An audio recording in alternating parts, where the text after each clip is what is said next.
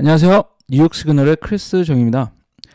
이 최근 시장을 보면은요, 이 찹찹한 시장이 계속되고 있는 모습인데요.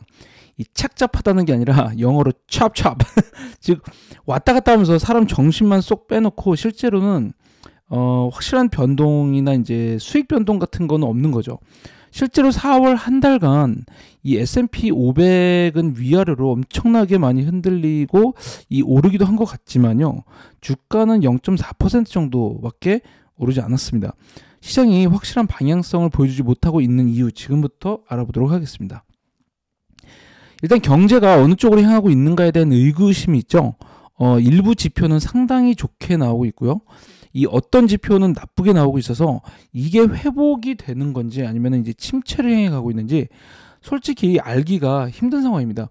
이번 주만 해도 선행지표로 인식되는 뉴욕과 필라델피아 연은의 경제 활동 지표는 극과 극을 보였어요. 일단 뉴욕 연은이 보고하는 엠파이어 스테이트 제조업 지수는 예상을 아주 크게 상회하면서 다시 경기 화랑 지역으로 급등을 했는데요. 예상은 마이너스 18이었는데 실제로는 10.8을 보인 거죠.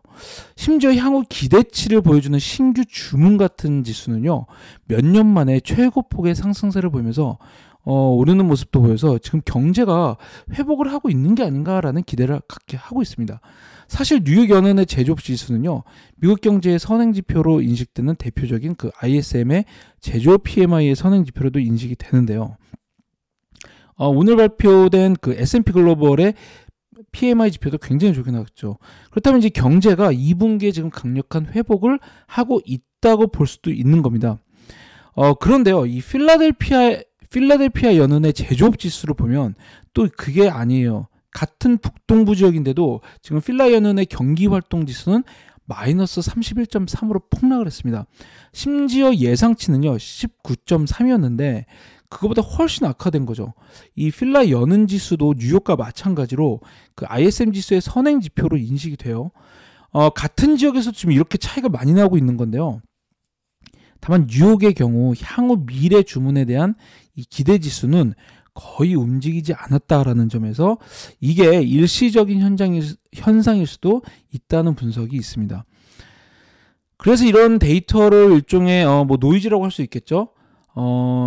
정확한 방향성을 보여주지 못하기 때문인데요. 이런 여러 가지 선행 지표를 종합해서 보여주는 데이터가 있죠. 바로 컨퍼런스 보드의 경기 선행 지수입니다. 이 지수는 이 PMI부터 시작해서 소비자 설문조사, 그러니까 소비자 심리지수 같은 거죠. 그리고 실업수당 같은 대표적인 많은 선행 지표들을 종합을 해서 보여줍니다.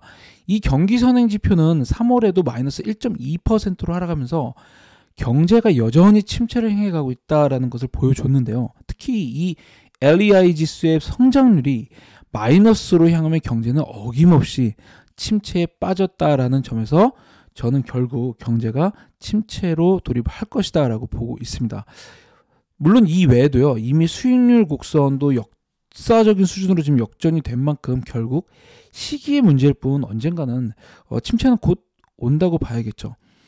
문제는 결국 인플레이션인데요. 지금까지 CPI하고 PPI, 소비자 물가와 생산자 물가 모두 상당히 하락세를 보이면서 시장이 환호를 했습니다. 하지만 그게 과연 환호할 만했는가 하면은 또 전혀 아니라는 거죠.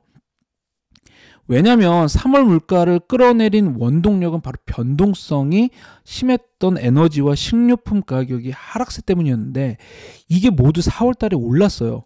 식료품 가격의 원자재라고 할 수 있는 이 농산물 가격도 그렇고요.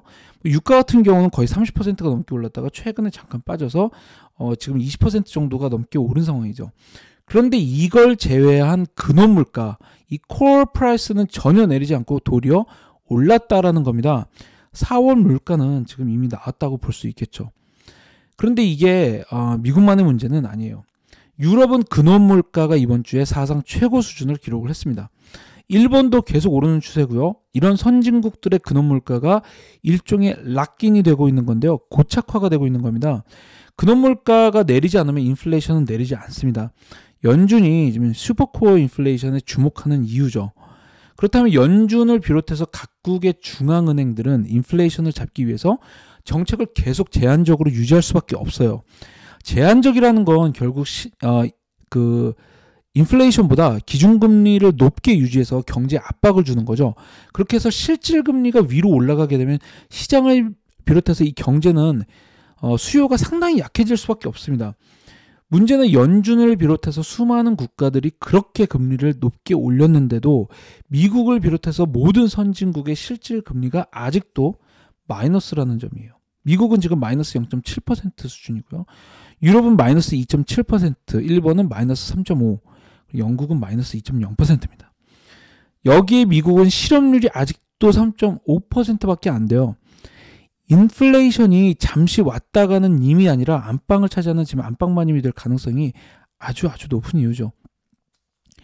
그럼에도 불구하고 연준은 이제 금리를 한 번만 올리면 끝일 것이다 라고 보이고 있습니다. 한마디로 인플레이션이 장기적인 추세가 될 가능성이 아주 높아 보이는 겁니다.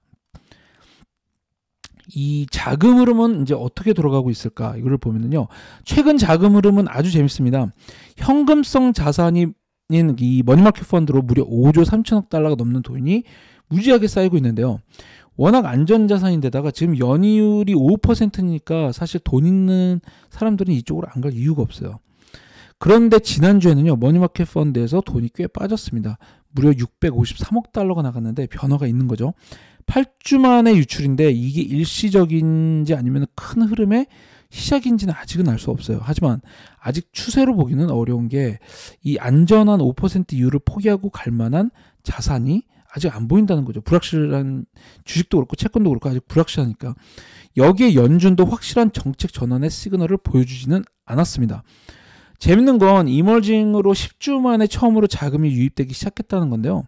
4주 만에 가장 큰 자금은 23억 달러 정도가 유입이 됐다는데 아무래도 이제 최근 중국의 성장이 상당히 인상적으로 나왔잖아요. 그리고 억눌렸던 수요, 이 펜트업 디맨드를 노린 자금이 유입되고 있는 것 같죠. 특히 달러가 계속 약세를 보이면서 이 달러의 하락장에 베팅하는 자금이 가시화가 되고 있다라고도 볼 수 있겠습니다. 특히 지난 2주 동안 이제 헬스케어 섹터로 꽤 자금이 유입되고 있는데요.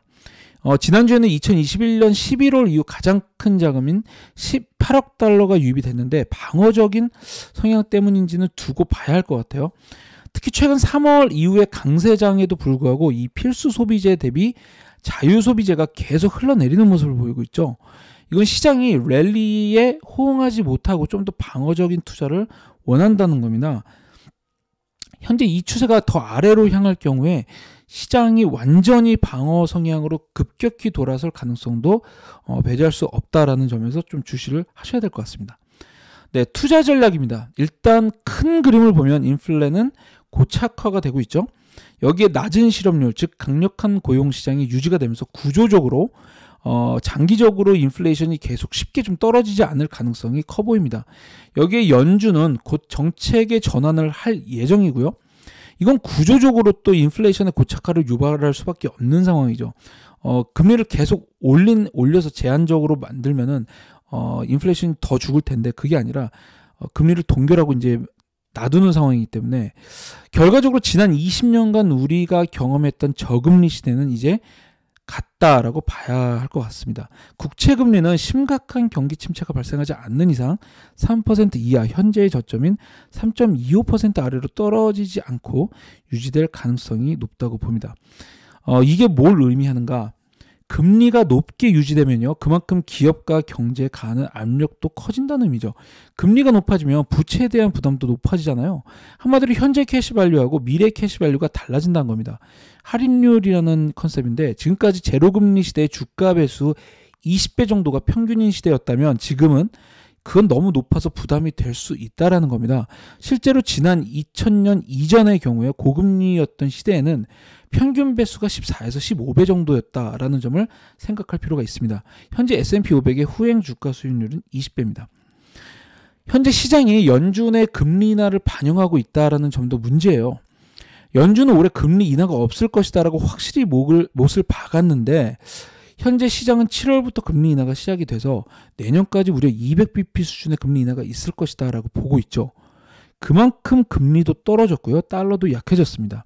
그러면서 기술주, 특히 나스닥하고 비트코인이 초강세를 보였는데 기술주의 경우 S&P 500을 압도하는 퍼포먼스가 올해 내내 나타나서 그 수준이 이전의 고점, 버블이 최고였던 고점과 비슷해졌어요.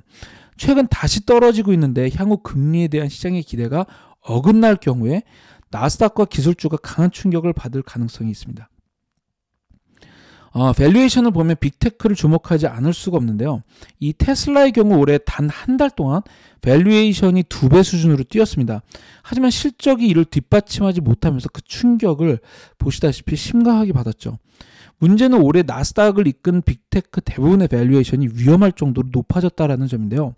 예를 들어서 애플의 경우 현재 주가 수익률은 지난 8월의 고점과 작년 최고점과 만나고 있을 만큼 지금 주가 배수에 대한 부담이 있다라는 점입니다. 실적이 이런 높은 기대를 충족하지 못할 경우에 충격이 클 수 있죠. 특히 애플은 최근 주가가 상당히 강한 저항에 직면에 있다, 추세적으로 라는 점을 좀 고려할 필요가 있을 것 같습니다. 참고로 엔비디아의 경우 상황이 훨씬 더 심각합니다. 마지막으로 스마트머니 인덱스를 첨부하면서 마무리를 하려고 하는데요. 최근 시장 랠리에서 스마트머니는 차익 실현을 아주 가파르게 하고 있는 상황이고요. 반면 덤머니의 이제 매수세는 지난 2월 이후 가장 높아지고 있는 상황이죠. 이번 주 넷플릭스와 테슬라의 뒤를 이어서 다음 주에는 메타, 그리고 마이크로소프트, 아마존 같은 빅테크 실적이 기다리고 있습니다. 빅테크의 밸류에이션이 정당한지에 대한 심판의 날이 다가오고 있다고 봐야겠죠. 네, 감사합니다. 혁신, 이노베이션의 뜻 아시나요? 안을 뜻하는 인, 새롭다의 노바가 결합한 것, 안에서부터 시작해 새로워진다는 의미, 즉 내가 먼저 변해야 한다는 뜻이죠. 세상을 읽는 눈을 키워주는 실리콘밸리 미디어 더밀크, 매일 아침 미국 현지에서 전해주는 신선한 경제 테크 뉴스, 보이지 않는 매일 습관을 만들어 보세요. 미디어는 더 이상 속도가 아닙니다. 정확성, 인사이트가 깃든 진짜 미디어 더밀크. 내가 달라져야 진짜 변한 다른 세상이 보입니다. 더밀크.